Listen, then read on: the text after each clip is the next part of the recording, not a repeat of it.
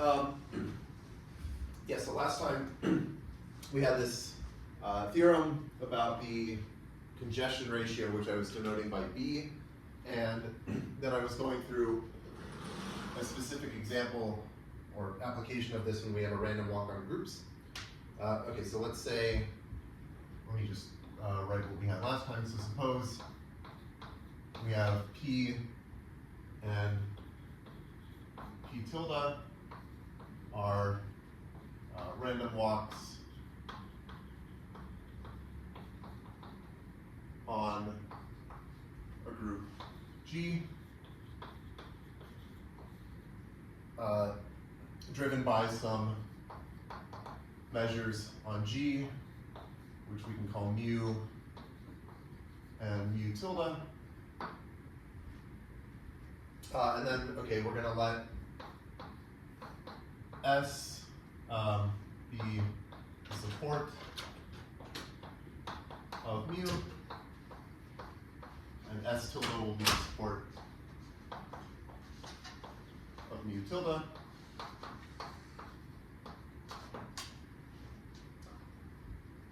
And what we did was we said for each element A in S tilde, we can write, so we're assuming that each one of these supports generates the group, and so in particular, S generates the group. So for any element A, we can write it as an expression for A as a product of elements of S. So we're going to fix an expression for A, writing it as S1 through Sk, where these are in S.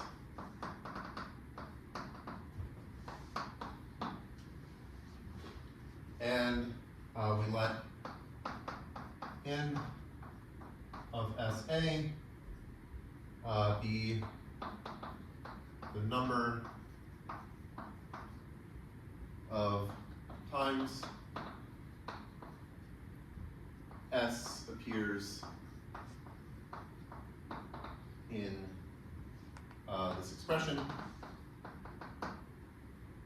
And then we're going to let absolute A be the size of this expression, so it's this K, which we could also write as the sum over all elements of S of n of Sa.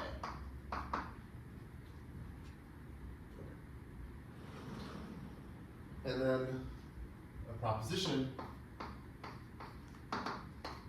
is that the congestion ratio in this case is B, which is the max over S in S of 1 over mu of S, and then the sum over A in S tilde of mu tilde of A n of Sa size of A.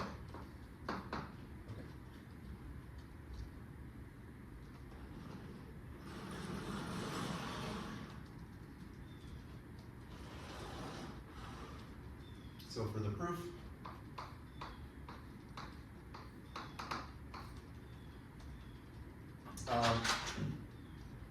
okay, so we already have our transition matrices.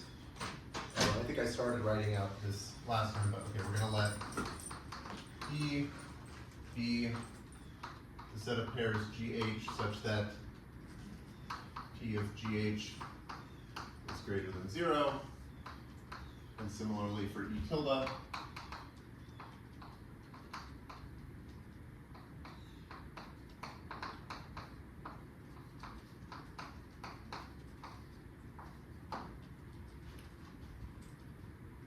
Okay, then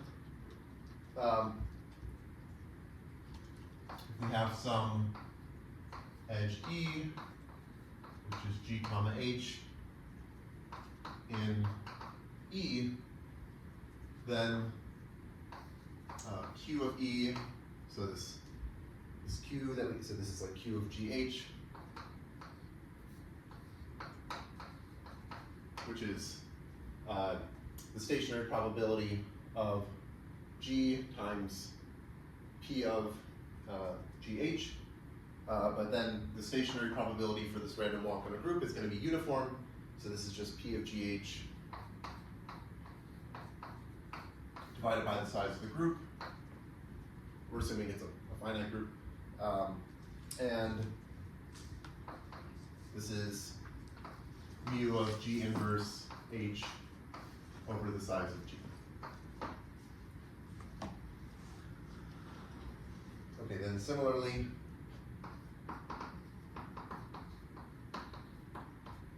if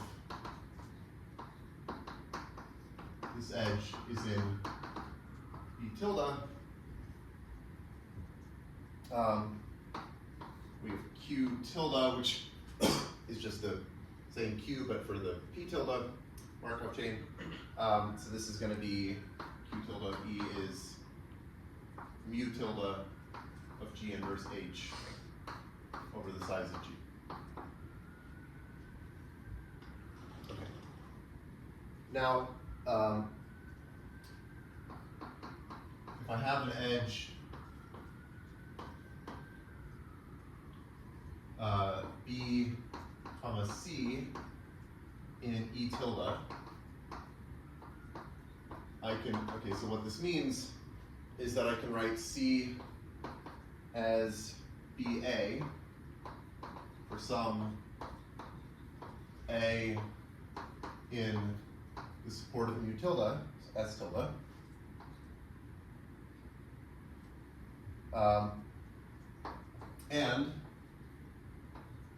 So we have this fixed expression, so we're going to use the expression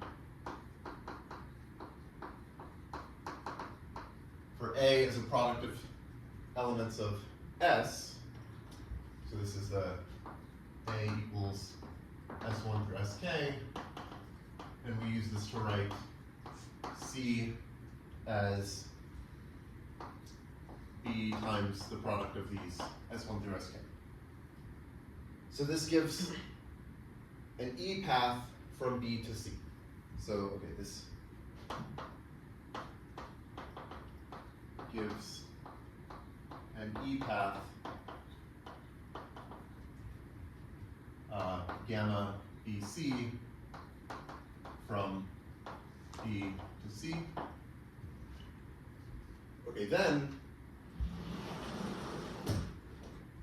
the way we define the congestion ratio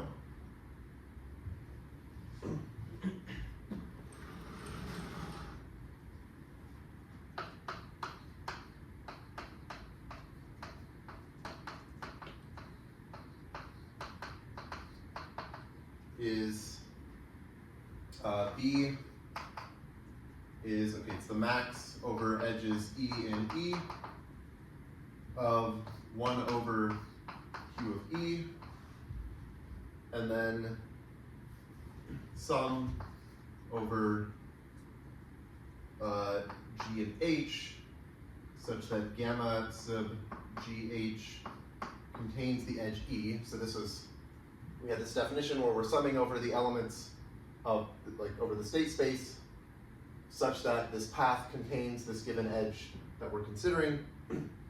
And what we're summing is Q tilde of GH times the length of this path gamma GH. Okay. So, okay, what I want to do is say, if we fix an edge E, which is so some edge going from an element B to an element BS. So S is going to be, so okay, this is an edge in E. And so S is a generator in S. So if we fix this and we fix some A in S tilde, Okay, then the number of pairs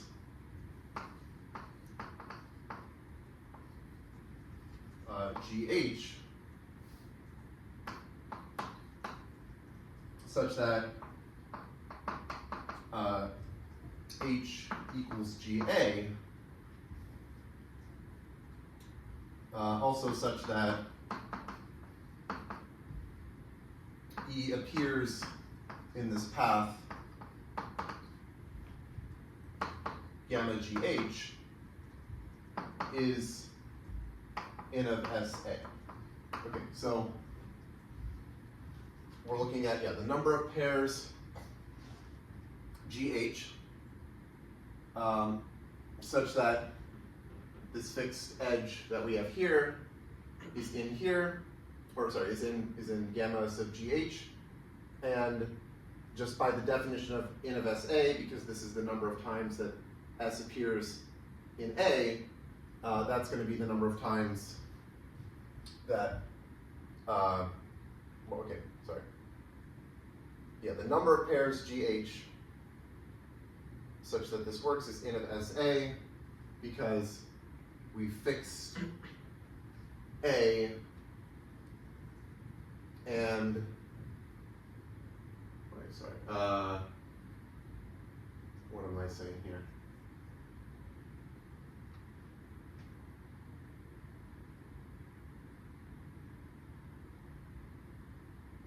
So if I want to pick, for this fixed edge, if I want to pick some pair GH like this, right. So if you want to pick the G and the H so that this is satisfied for the fixed A, and you want E to appear in the path, it's sort of like you have, maybe the way I'll write it is like you have your fixed A, which you can think of A as sort of like, think of it as a path going like S1, S2, S3, and so on. Maybe K is 3, right, for our fixed expression. So this whole thing is like A. And if I want to, if I have some fixed edge E with S as the generator labeling that edge, so I have this E here where it's like B, and this is BS, so I'm multiplying by S when I go along this edge, then in order to pick the G and H so that this appears, I basically have to pick some place where S appears in A, or in the expression for A. So let's say, let's say S was like S2.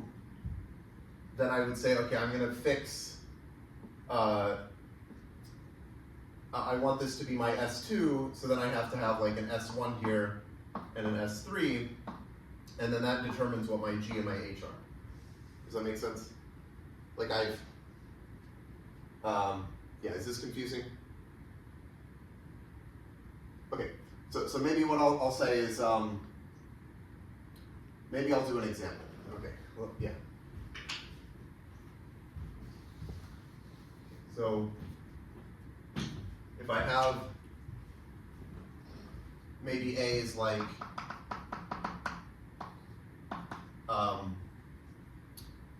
maybe I write it as S1, S2, S3, and S4, and I can say like maybe S2 and S4 are both my S, like whatever this fixed S is, and then S1 and S3 are just some other things. So in this case, in of SA would be 2, and if I fixed this edge B and BS, and I want to construct a G and an H so that this edge appears, so this is my edge E. If I want this to appear in this gamma sub GH, there are two things I could do. One is I could want this S to be my S2, so I could work backward and say, let's do like S1, S3, S4. So in this case, here I would have like B S1 inverse, and here I would have B S S3, and this would be B S S3 S4. And so now this would be my G, and this is my H. So I've constructed G and H so that when I define this path, I have to go like from G through S1, S2, S3, S4, and it contains this edge. And the other thing I could have done was, instead of putting the S in the second position, I could have put it in the fourth position. So I could have still had this E here from B to B S with an S here, but if I could say I want this to be in the fourth position, so for that I work backward and say, okay, I want this to be S3, this should be S2, this should be S1, and so then this is my G, and that's my H. Okay. Okay, so hopefully that makes sense. So then, what does this mean? So hence, if we go to this definition of B, and we have our fixed E, then, okay, let's see. So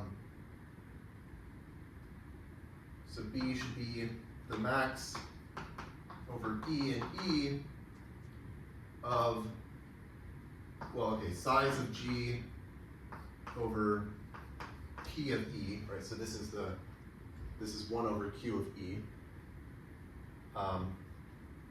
And then sum over G and H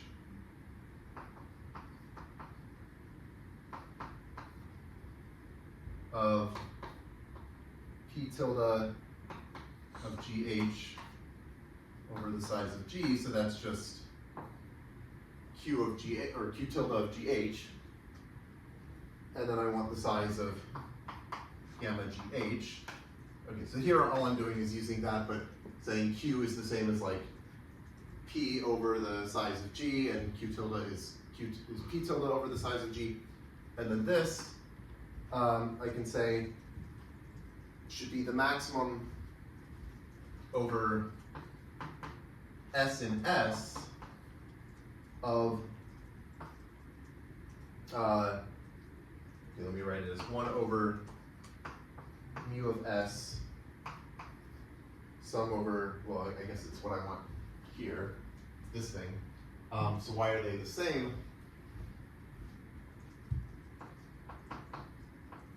A and S tilde, N of S A, size of A, mu tilde of A. Okay, so mu tilde of A is going to be this, like if I have my G and H and I say that, okay, so this, yeah, so I have some edge E of this form. So E is like some B, BS, and so then 1 over mu of S is just this. And then if I have some G and H, where H is GA, then P tilde of GH over G is just mu tilde of A. So this term becomes this mu tilde of A. The size of GH becomes the size of A, right? Like this is just the length of that path, and this is just the length of the path, the same path. And then we just want to know like how many times, like for each G and H, how many times are we including it in this sum? And according to what I was saying here, that's this. So that's why they're the same.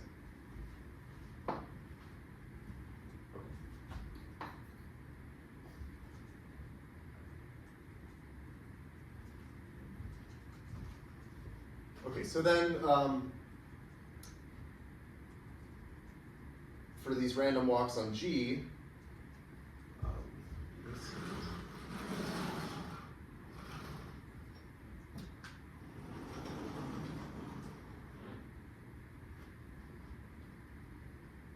Right, and so we had this theorem or corollary at some point saying that, okay, so I'll just say for these random walks on G, we have gamma tilde, so the spectral gap for the P tilde Markov chain.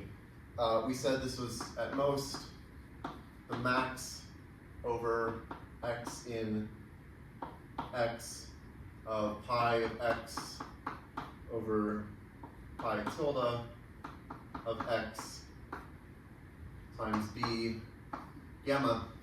But this simplifies because if we have random walks on a group, then pi and pi tilde are both uniform. So this is just 1 for any x. So this whole thing is 1. So we get b gamma. Okay, so if you have these two random walks on a group, and you can relate one to the other in this way, then this tells you that you have this bound on the spectral gap of gamma tilde in terms of gamma, where b is this quantity written here. And we're going to apply this soon because I want to look at adjacent transposition shuffles, and I want to relate. So an adjacent transposition shuffle will be where we're shuffling a deck of cards, but we're only allowed to swap adjacent cards, and I want to relate this to the random transposition shuffle where we were swapping any two cards in the deck, not necessarily adjacent. And so then this will be useful for that. But there's one other thing I want to do first, which I think I won't prove, but I'll just, because, okay, the proof is kind of technical, but this is something called Wilson's lemma or Wilson's method, which gives a nice way of proving lower bounds for mixing time. And then we're going to use this to also prove a lower bound for the mixing time for this adjacent transposition shuffle. Okay. So here's the theorem that I will prove. Okay, so this is Wilson's method. And the statement is also kind of technical, but hopefully it's okay. Okay, so we're going to assume we have an irreducible Markov chain. Okay, so assume P is irreducible.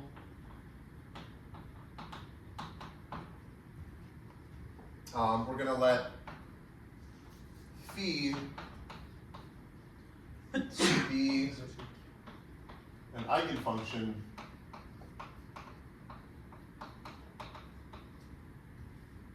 of P with some real eigenvalue lambda, real eigenvalue lambda, and we're going to assume that lambda is between 1/2 and 1.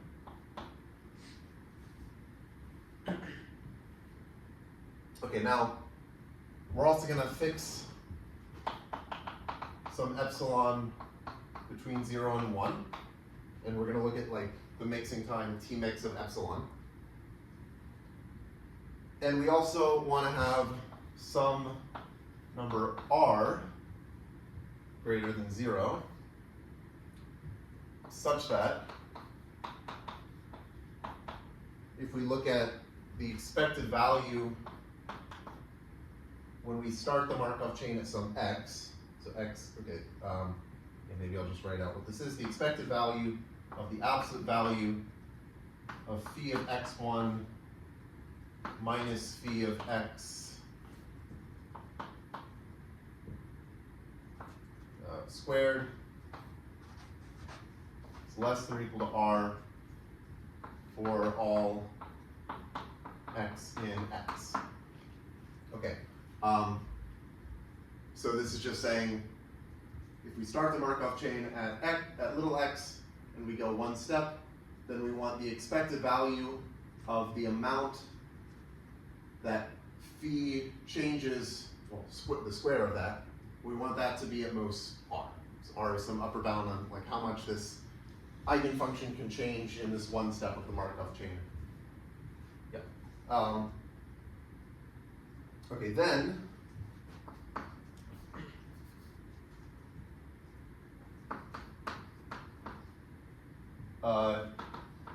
we have some x in x. The mixing time, T mix of epsilon, is at least some kind of complicated expression. So it's going to be 1 over 2 log 1 over lambda log of 1 minus lambda phi of x squared over 2r plus log of 1 minus epsilon over epsilon. Yeah. Okay, so this is like not the kind of thing that you're supposed to memorize, but it's the kind of thing where you remember that this is something called Wilson's method that gives you a way of getting a lower bound for the mixing time. So if you have a Markov chain and you want to get a lower bound for the mixing time, you look this up and you see, like, does it work? Does it apply? Can we use it somehow? So let me give an example of this, and then we'll go to the adjacent transposition shuffle.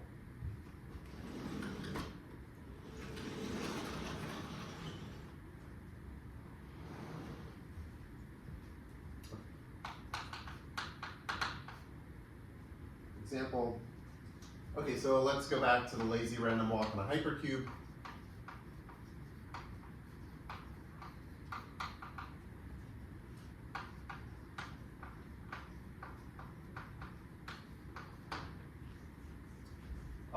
So at some point we saw that the eigenvalue, or the second largest eigenvalue, lambda 2, is equal to 1 minus 1 over n. In fact, we said what all the eigenvalues are with multiplicity, but this is the second largest. The corresponding eigenspace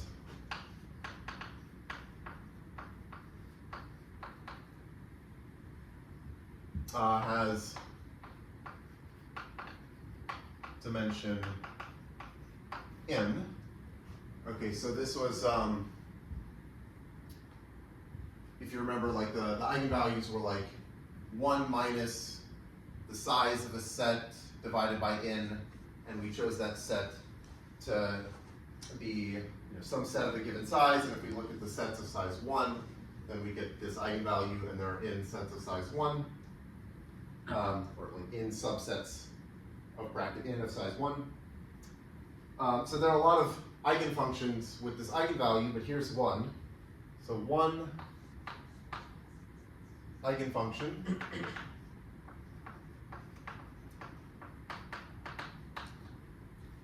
with eigenvalue lambda 2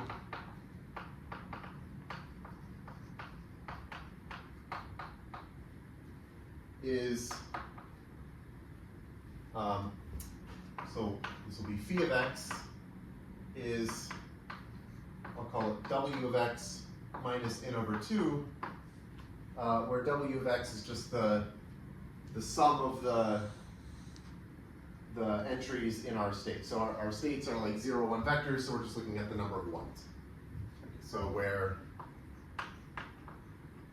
w of x, so x is, think of it as like x1 through xn, and this is just the sum from I equals 1 to n of xi.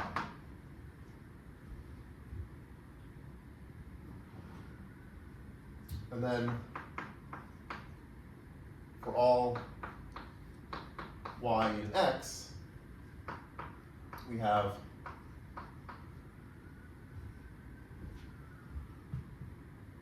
the expected value, if we start at y, of phi of, okay, so I guess I should say, you can check that this is an eigenfunction with an eigenvalue.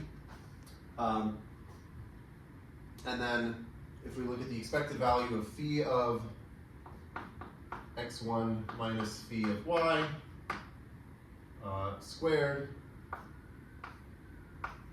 so this thing that we want to understand here, well, okay, what is this? If we're at some y and we apply one step in the Markov chain, then with probability 1/2, we change one of the bits, which will change the value of this by 1. And if you change it by 1, okay, then you get a 1 here, which squared is 1. So with probability 1/2, this ends up being 1. And then the other option is with probability 1/2, you don't change anything. Like you choose a bit and you just keep it the same. And in that case, well, nothing happens, so this difference is 0. When you square it, you get 0, so it's 0. Okay, and then this is just 1/2. So we can take r to be a half here. So then, if I want to apply this, I'm just going to choose some x. So okay, then for x, let's say it's the all ones vector. Then we get this lower bound. We say t mix of epsilon is at least, okay, I want 1 over 2 log of 1 over lambda. Okay, so this ends up being 1 over negative 2 log of 1 minus in inverse. Right, yeah, so the negative is because of the 1 over lambda. And then this is log of, okay, my 1 minus lambda here is just going to be 1 over n. So let's say in inverse, so that's the 1 minus lambda. Phi of x squared, okay, so what is phi of x? So x here is the all ones vector, so w of x is n, so phi of x is n over 2, and then squared is going to be n over 2 squared. And then r is a half, so when I divide by 2r, that's just dividing by 1, so I get this, and then I still have the plus log 1 minus epsilon over epsilon. And okay, if you write out what this is, it's 1/2 n log n plus 1/2 n 1 plus O of in inverse log 1 minus epsilon over epsilon plus O of n.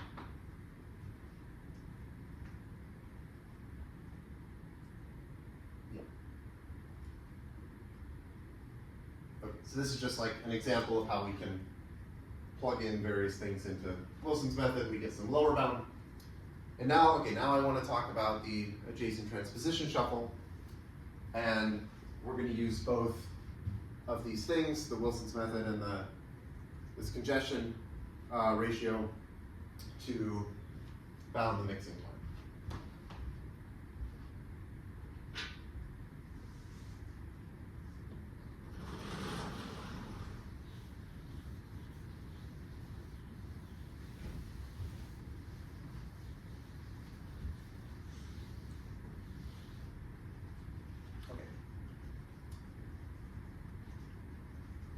So let's do the adjacent transposition shuffle.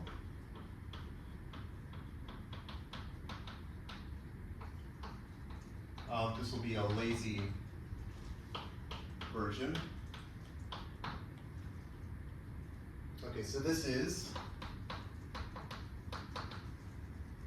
the random walk on the group Sn, driven by some measure mu. And what is mu?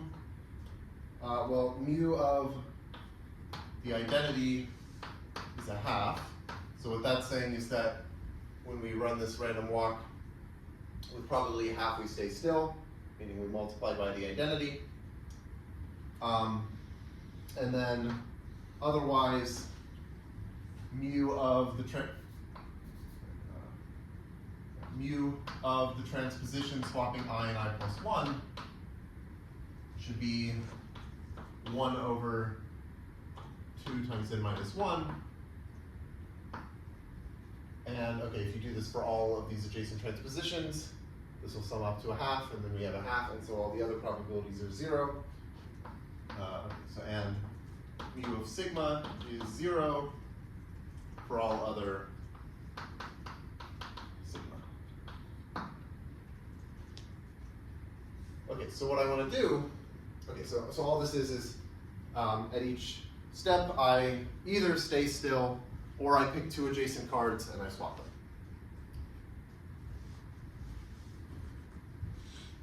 And we're going to compare this to the random transposition shuffle. Let's compare this to random transposition shuffle, where we could just swap any 2 cards. And I'll say, okay, this had its own measure, and I'll call that mu tilde here. Okay, so this is driven by mu tilde. So in order to apply what we did here, we want to write an arbitrary element of S tilde. So S tilde is going to be the set of all transpositions. We want to write an arbitrary transposition as a product of adjacent transpositions. Okay, so we can express a transposition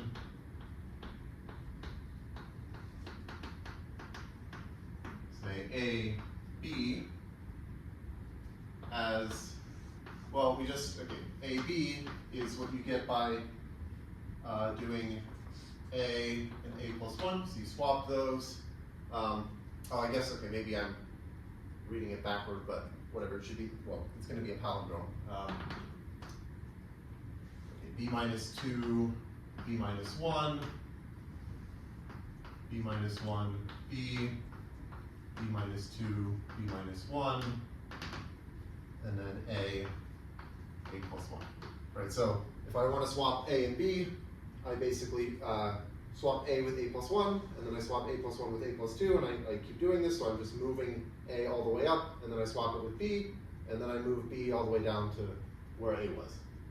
That's all this is doing.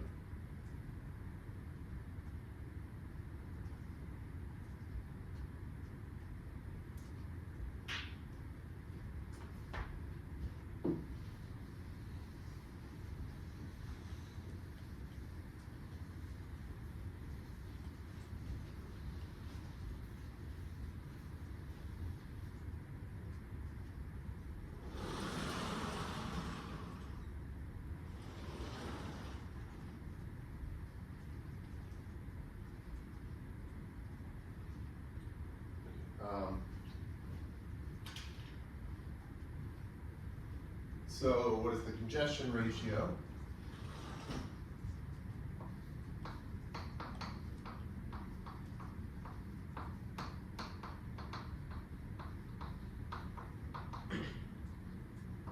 Is, okay, well, it's B is the max over S in S. So here, S is the support of mu, which is going to be the set of adjacent transpositions. I guess also the identity, but the identity is not going to end up mattering. So really, we're just looking at adjacent transpositions.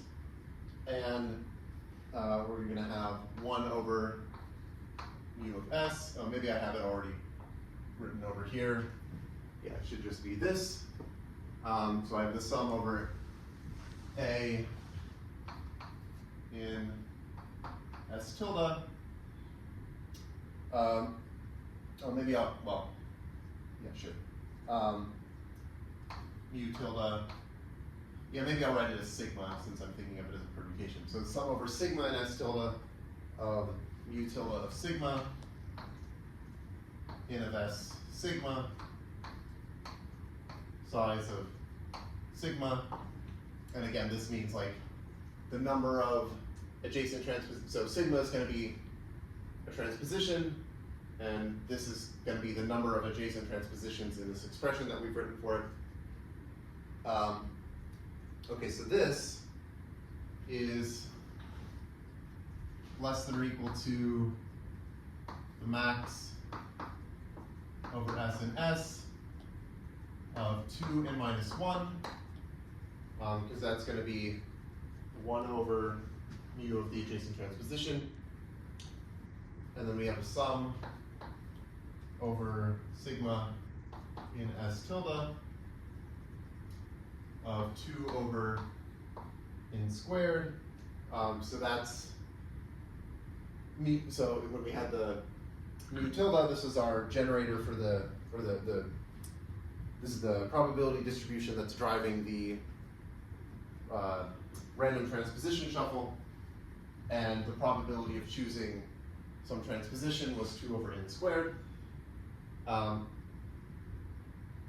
And so again, I guess, assuming we're not looking at the identity, you can say, okay, well, what happens if S is the identity? What happens if sigma is the identity? You end up finding that it doesn't achieve the maximum, so we don't have to worry about it.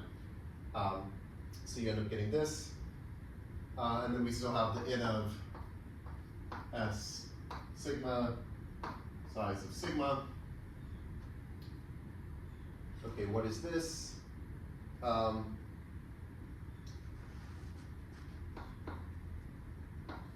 Max over s and s of, okay, let me just pull this out, so I get 4 n minus 1 over n squared, sum over sigma in s tilde of n of s sigma size of sigma, so I didn't do anything really. And then this, yeah, so now all I want to do is say this number of the number of adjacent transpositions needed to write any transposition is at most 2n minus 3. Okay, so this is at most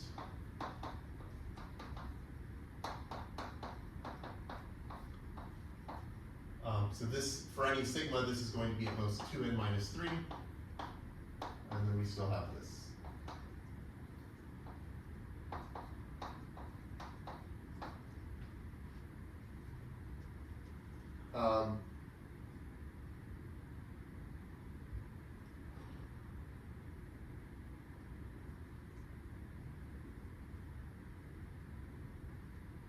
Yeah, okay, so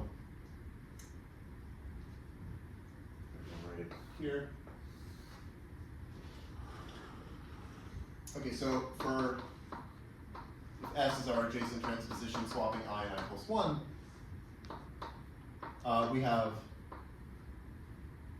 n of S sigma greater than 0. This is if and only if, when I write sigma as a transposition, say AB, I want A to be less than or equal to I, and B to be at least I plus 1. Right? That's the condition under which S actually appears in this palindromic expression here.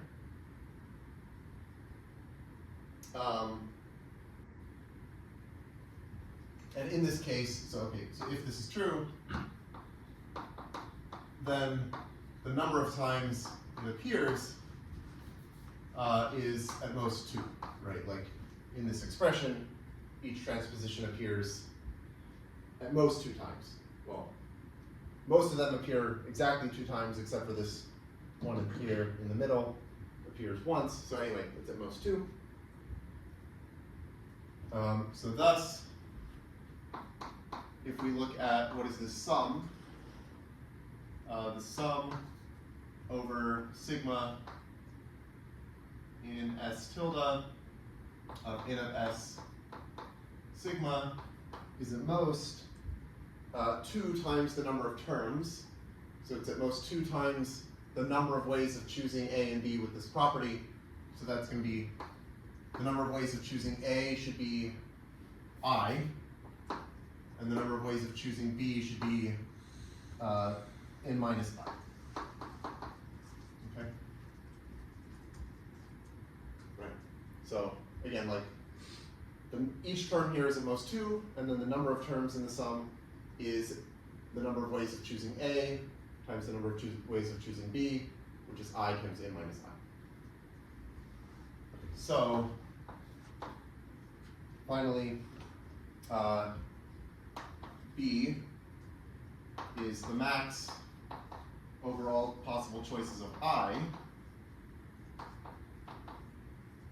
of this expression. So we get, okay, 4 n minus 1 over n squared, 2n minus 3, and then the sum is bounded above by 2 I n minus I, and this whole thing is at most 4n squared. Right, so I guess like n minus 1 over n squared is at most 1 over n.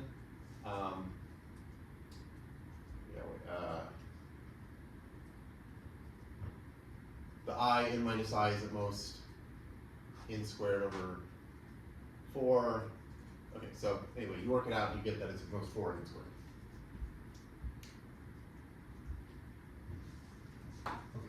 Okay.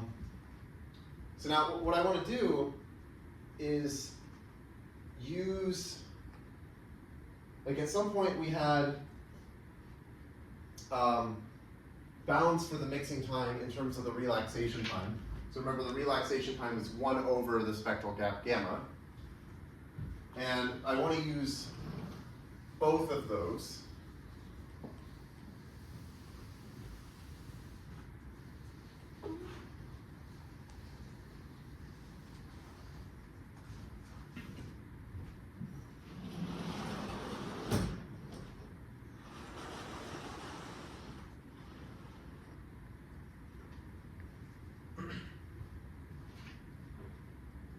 Okay, so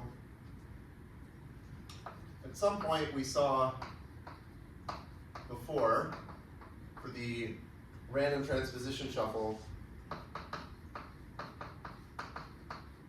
for P tilde, the mixing time we said was at most 2 plus little o of 1 in log n.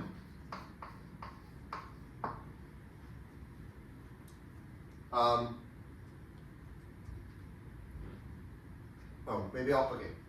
I'm going to put a tilde on the mixing time to denote that it's for the P tilde Markov chain. And also, we saw that in general, the mixing time T mix of epsilon, okay, but with a tilde just to denote that it's for the tilde chain, we said that this is at least the relaxation time, which I'll also have a tilde, minus 1 times log of 1 over 2 epsilon. Okay, so at some point we said just in general there's this lower bound for the mixing time in terms of the relaxation time. So what this tells us is, so from this we can get a bound on the relaxation time for the tilde chain. Okay, so the relaxation time is O of n log n, right? Because this is O of n log n, and like for fixed, so this is like for epsilon equals a fourth. So if you set epsilon equal to a fourth, this is like a constant. So this is saying basically constant times the relaxation time is at most this, which is at most some constant times n log n. So the relaxation time is at most a constant times n log n. Okay, but now I also want to look at the relaxation time for the adjacent transposition shuffle, which okay, so this will be T-rel without the tilde. What is this? This is 1 over the spectral gap, gamma, of the adjacent transposition shuffle. And now, okay, we said, where's the, so we have this. Gamma tilde is at most B gamma.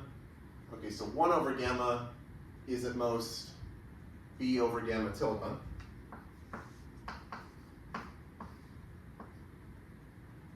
And, okay, this is B times the relaxation time of the tilde chain, so that's O of n log n. So this is B times something that's O of n log n. And then B, we said, was at most 4n squared. So this whole thing is O of n cubed log n. And then finally, okay, so this is for the relaxation time, but then we also had an upper bound for the relaxation time, or for the mixing time in terms of the relaxation time. Right, so like here, I was using the lower bound on the mixing time for the tilde chain in terms of the relaxation time, but now I want to use the upper bound for the mixing time. So the upper bound on this mixing time,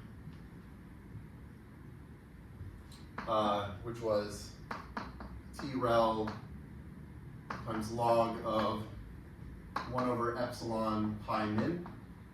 So here, pi min was the minimum possible stationary probability of a state. So you just take the minimum over all of the states of the stationary probability of that state. Okay, but here, it's the uniform distribution on Sn, which has size n factorial. So pi min is 1 over n factorial. So this is, okay, so T-rel is O of n cubed log n. So there's something that's O of n cubed log n. And then this log of, okay, well, I'll just write, this is log of n factorial over epsilon. And for fixed epsilon, okay, this is not really going to matter if we're looking at, at the asymptotics. Log of n factorial is basically n log n by Stirling's approximation. So this whole thing is O of n to the 4th log of n squared. Okay, so this is some upper bound that we can get on the mixing time. It turns out that it's kind of off by basically a factor of like n log n. So what I want to do now is give a better upper bound, which will be on the order of n cubed log n. So it shaves off an n log n from here. Okay, so I think I'll do the upper bound, and then maybe next time we'll do the lower bound using Wilson's lemma, and then I'll talk about others, well, related stuff.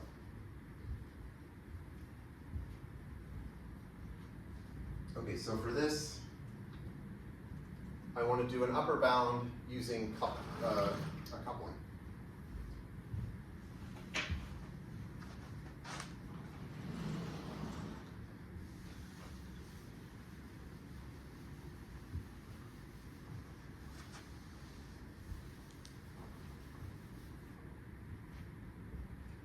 Okay, so let's let's say we have two copies of the adjacent transposition shuffle. I'll call them sigma t, t at least 0. So think of this as like the left deck. We have a deck on the left, and then we have a deck on the right, which will be sigma t prime for t at least 0. So what we're going to do is, okay, at each step, choose some I between 1 and n-1 uniformly at random.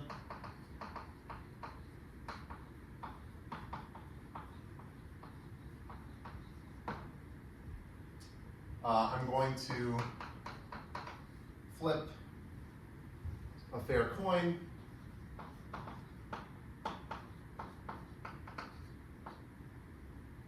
to decide whether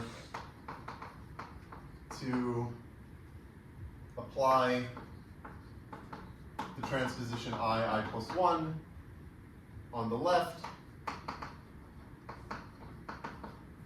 or do nothing on the left.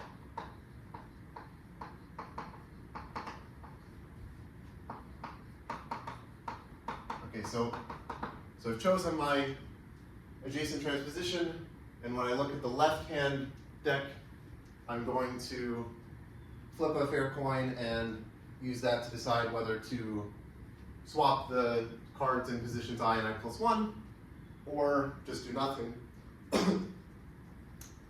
Okay, but then what I want to do on the right is say, if either sigma t of I equals sigma t prime of I plus 1, or sigma t of I plus 1 equals sigma t prime of I, then do the opposite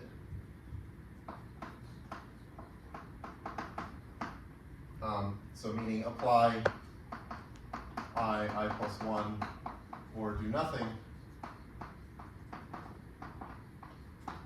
to the right.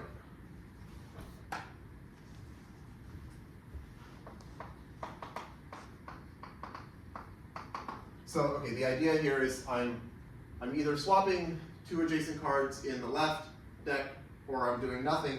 And if I notice that, before I do this swap, if I notice that the ith card on the left is the same as the I plus 1th card on the right, or the I plus 1th card on the left is the ith card on the right, then what I can do is just, if I were to apply the I plus 1 swap here, I do nothing here. And if I do nothing here, then I do the swap here.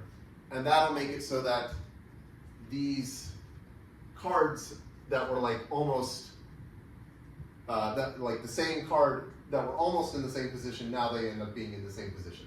So if we had like this card was in position I on the left and I plus 1 on the right, then by doing this, we're going to make it so that now they're in the same position, which is like making the two decks sort of more similar, which is what we're trying to do. Okay, let's see.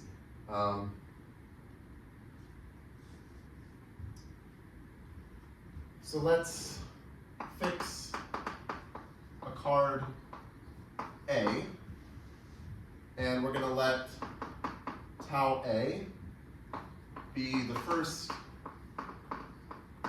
time when card A is in the same position in both decks.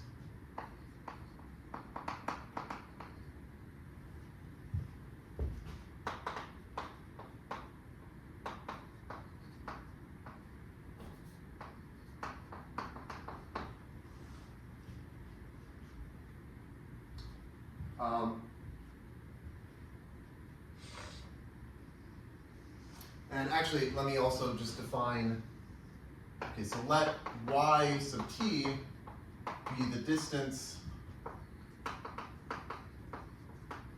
between the locations of A in the two decks. So what I mean by this is like, if on the left card A is in position 7 and on the right card A is in position 10, then the distance between them is 3, the distance between 7 and 10. So saying that they're in the same position in both decks is the same as saying that this y sub t is 0. So I could also write tau A as, it's the infimum of t such that y sub t is 0.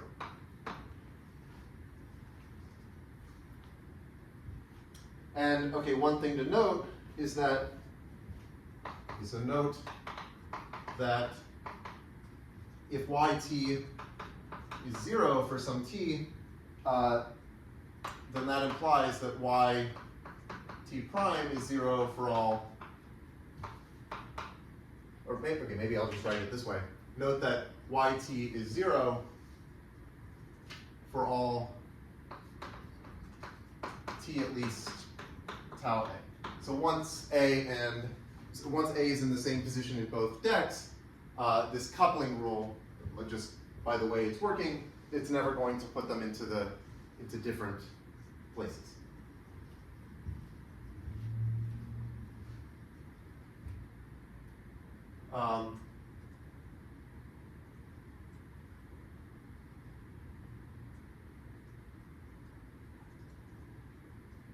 Okay.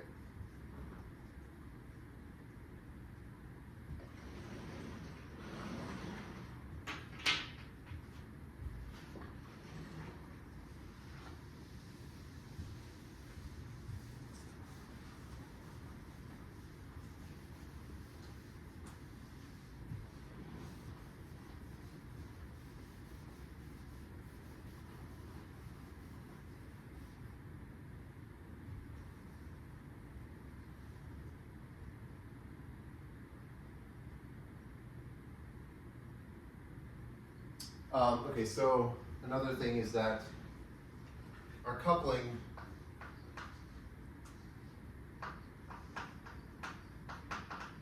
ensures that the absolute value of yt plus 1 minus yt is the amount that the distance between the two positions where A is in the deck. This can change by at most 1, just because we're always swapping to adjacent cards or not. Okay, so if you stare at it, you'll see that this can change by at most 1 for all t.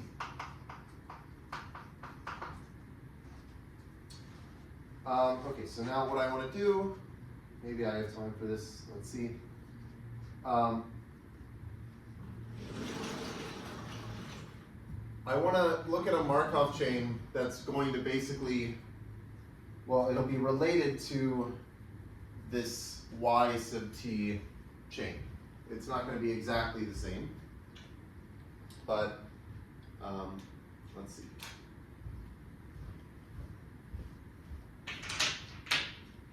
Okay, let M be the transition matrix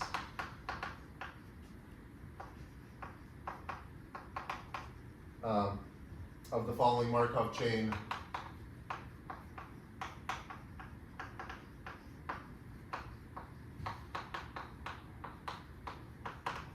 on 0, 1, n minus 1.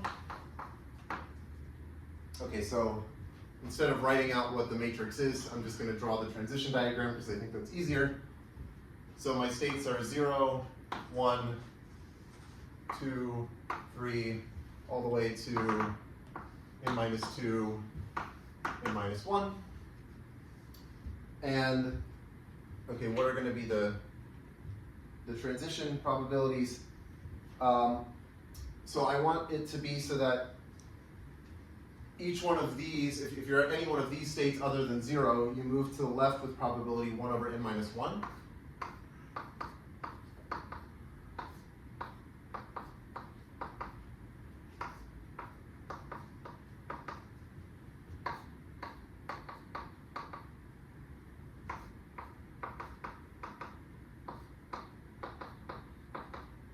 Okay. And then if you're at any of these, so if you're at 1, you move to the right with probability 1 over n minus 1. If you're at 2, you move to the right with probability 1 over n minus 1, and so on.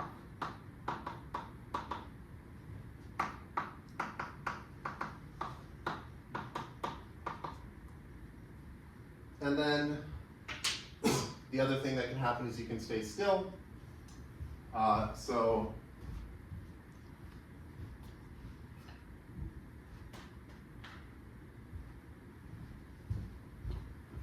If you're at 0, you will stay still with probability 1. And if you're at any of these interior things, you'll stay still with probability n minus 3 over n minus 1.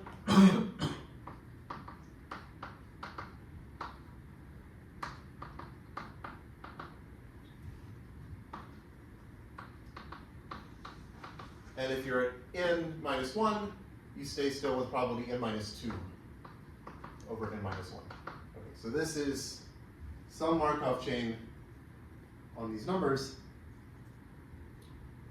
And what we can note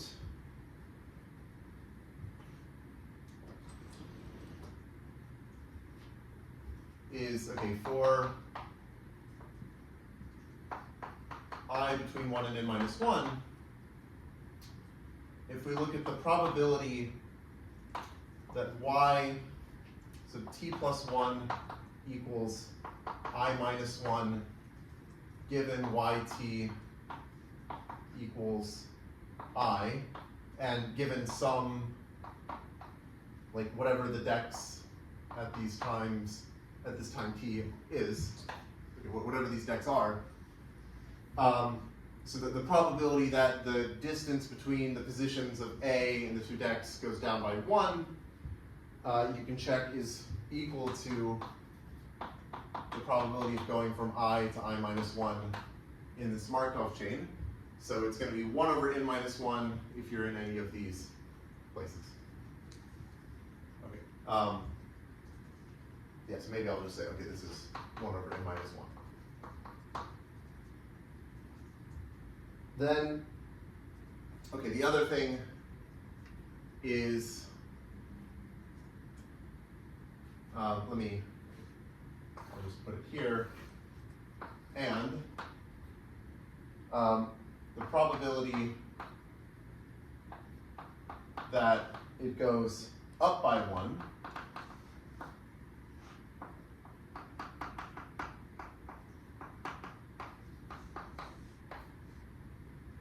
is at most m of I plus 1. So here it's an inequality, and the reason is because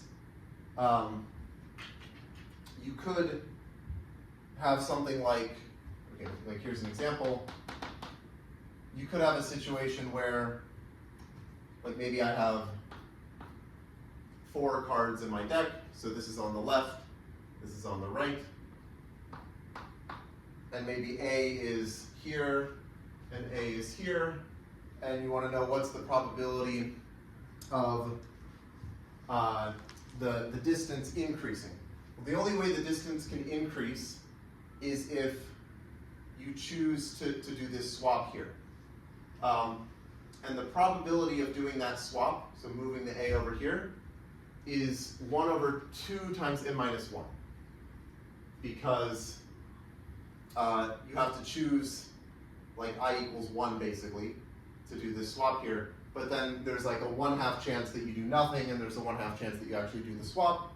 So it would be a 1 over 2 times n minus 1 chance of doing this. And like the reason it's an inequality is because if A were here, there would be 2 ways of increasing the distance, you could do this one with probability 1 over 2 n minus 1, and you could do this one with probability 1 over 2 n minus 1, and so in total the probability would be 1 over n minus 1, which is the probability of increasing. So then it would be equal, but like you have to have this inequality because there's like this issue of A is on the side. Okay. Okay, so let's see. Yeah, I might have to finish. I mean, I'm almost done with the argument, but I might have to finish this next time.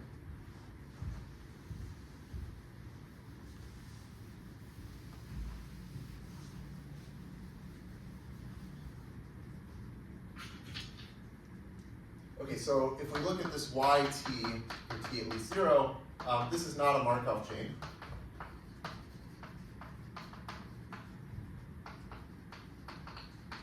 But we can still couple it. Couple it with this Markov chain M. Well, okay, or maybe I'll say with a Markov chain, let's call it ZT for t at least 0 with transition matrix M.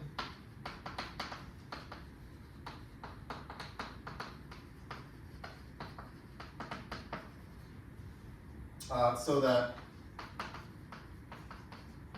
they have the same starting value, so y0 equals z0. And just because of this inequality and this equality, you can couple it in such a way that yt is always less than or equal to zt.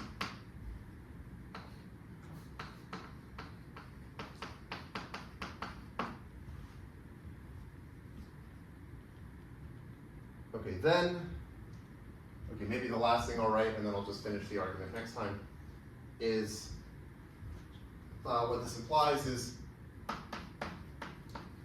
that tau A, so tau A is the first time when yt is 0, but that must come at or before the first time when zt is 0. Because once zt is 0, then yt is 0 because of this. So tau A is at most what I'll call tau 0z, where tau 0z is the first time when zt is 0.